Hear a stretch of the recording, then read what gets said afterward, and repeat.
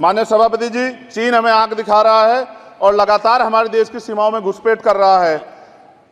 इसलिए अग्निवीर योजना को हटाकर पुनः सेना भर्ती शुरू की जाए और साथ साथ भारत की सबसे प्राचीन व बहादुर रेजिमेंट में से एक चमार रेजिमेंट को पुनः बहाल करा जाए, ऐसा भी मेरा आपसे आग्रह है। नमस्कार दोस्तों, आप लोगों ने एक छोटी सी क्लिप देखी और ये शख्स हैं भीम आर्मी के संस्थापक और लोकसभा नगीना उत्तर प्रदेश के सांसद चंद्रशेखर आजाद। इन्होंने लोकसभा में चमार रेजिमेंट को बहाल करने की मांग उठाई। मेरे पास में कल और आज बहुत सारे मैसेज और कॉल भी आई हैं कि कपिल भाई, आपने हाईर रेजिमेंट की भी मांग उठाई थी और समर्थन भी किया था। बिल्कुल भाई, मैंने हर प्लेटफॉर्म पे उनका समर्थन किया है। मैं गया भी हूँ, चाहे वो गुड़गांव में कोई धरना प्रदर्शन हो, वहाँ भी गया हूँ अपने भाइयों के साथ में। मेरा ये मानना है दोस्तों कि ये भारत देश के लिए बहुत ही गौरवशील विषय है कि अगर कोई भी नागरिक अपनी जाति की रेजिमेंट में जाके देश सेवा करना चाहता है, देश की सीमाओं पे दुश्मनों से लोहा लेना चाहता है और इस भारत माता के लिए हंसते हंसते अपनी कुर्बानी देना चाहता है, तो ये बहुत ही बड़ी खुशी की बात है देश के लिए। और अगर ये मांग है तो अहीर रेजिमेंट भी बना देनी चाहिए और जो चमार रेजिमेंट 1946 में भंग की गई थी उसको भी बहाल कर देना चाहिए। मैं जो चमार रेजिमेंट का जो इतिहास है वो बड़ा ही गौरवशील इतिहास है। मैं छोड़ा उनका इतिहास आप लोगों तक रखना चाहता हूं। चमार रेजिमेंट के इतिहास को देखें तो 1 मार्च 1943 को मेरठ छावनी में ये रेजिमेंट स्थापित की गई थी।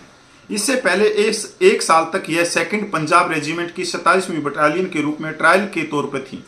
27वीं बटालियन में चमार जाति के जवान ही भर्ती किए गए थे।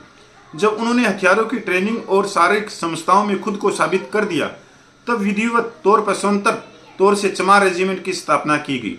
चमार रेजिमेंट तत्कालीन ब्रिटिश सरकार की उस नीति के तहत स्थापित की गई थी जिन समुदायों की सेनाओं में कभी हिस्सेदारी नहीं रही, उन्हें भी सेना में शामिल किया जाए। इस रेजिमेंट के गठन के कुछ ही दिनों में दूसरा विश्व युद्ध तेज हो गया। उसका असर एशिया तक पहुंच गया और चमार रेजिमेंट को इसमें उतार दिया गया। उस समय दलितों की 3 रेजिमेंट ब्रिटिश इंडियन आर्मी में थी, महार रेजिमेंट, मजहबी और रामदासिया रेजिमेंट और चमार रेजिमेंट। दूसरे विश्व युद्ध में तीनों रेजिमेंट ने हिस्सा लिया। चमार रेजिमेंट की 1st बटालियन को सबसे पहले गुवाहाटी भेजा गया।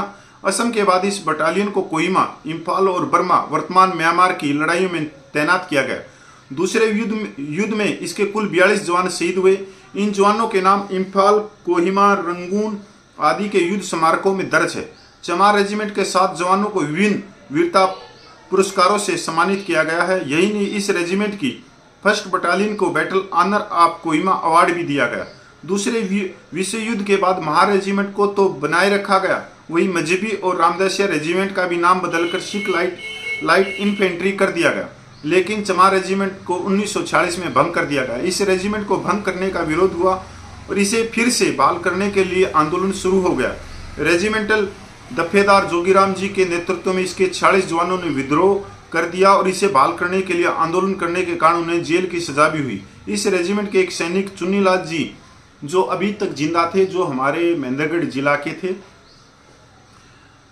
उन्हीं की जुबानी समेत प्रकाशन से छपी। इस पुस्तक में मुख्य रूप से चमार रेजिमेंट के उन 3 सैनिकों से बातचीत की गई है जो पुस्तक लेखन के समय जीवित थे। चमार रेजिमेंट को फिर से बहाल किए जाने की मांग का बुनियादी आधार यह है कि भारत की लोकतांत्रिक सरकार ने जाति और समुदायों के नाम पर रेजिमेंट बनाने की ब्रिटिश इंडियन आर्मी की परंपरा को जारी रखा। अगर भारत में आज जाति या समुदाय के आधार पर कोई टुकड़ी नहीं होती तो चमार रेजिमेंट की मांग नहीं होती। लेकिन अब जबकि जाति आधारित किसी रेजिमेंट को आजाद भारत में भंग नहीं किया गया और ऐसा करने का कोई प्रस्ताव भी नहीं है, तो कोई कारण नहीं है कि चमार रेजिमेंट को फिर से क्यों ना बनाया जाए। अहीर रेजिमेंट की मांग हो या चमार रेजिमेंट को फिर से खड़ा करने की मांग, इसका आधार खुद भारत सरकार ने मुहैया कराया है। अगर जाति के आधार पर सेना को संगठित करने का आधार यह है कि इसमें टुकड़ियों को एक रूपता रहती है, तो इस आधार पर चमार रेजिमेंट को बहाल करने की मांग को कैसे खारिज किया जा सकता है। खासकर जब एक बार चमारों को मार्शल कौम मान लिया गया हो और सेना के गठन में मार्शल कौम के सिद्धांत को खारिज नहीं किया जाता, तब तक चमार रेजिमेंट की मांग बनी रहेगी। अब यह सरकार भी है। और जो ब्रिटिश सरकार ने चमार रेजिमेंट को भंग किया था उसका कारण आप जानकर बोचक्के रह जाओगे कि जब अंग्रेजों ने कहा कि वह आजाद हिंद फौज के खिलाफ वो लड़े, सुभाष चंद्र बोस के खिलाफ वो लड़े, तो चमार रेजिमेंट के सैनिकों ने लड़ने से मना कर दिया ब्रिटिश सरकार को सामने कि हम आजाद हिंद फौज से नहीं लड़ेंगे और बल्कि वो आजाद हिंद फौज में शामिल हो गए।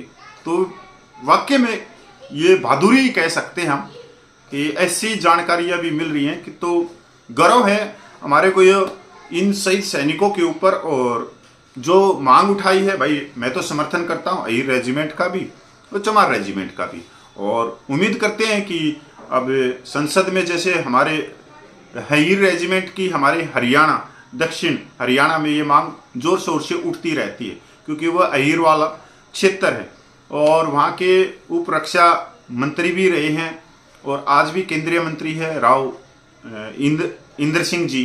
तो अगर हमारी उन तक भी आवाज़ जाए तो वो भी जो दक्षिण हरियाणा की आवाज़ है या पूरे भारत की आवाज़ है, उस आवाज़ को भारत सरकार तक पहुँचाएं। जय हिंद, वंदे मातरम, जय भारत।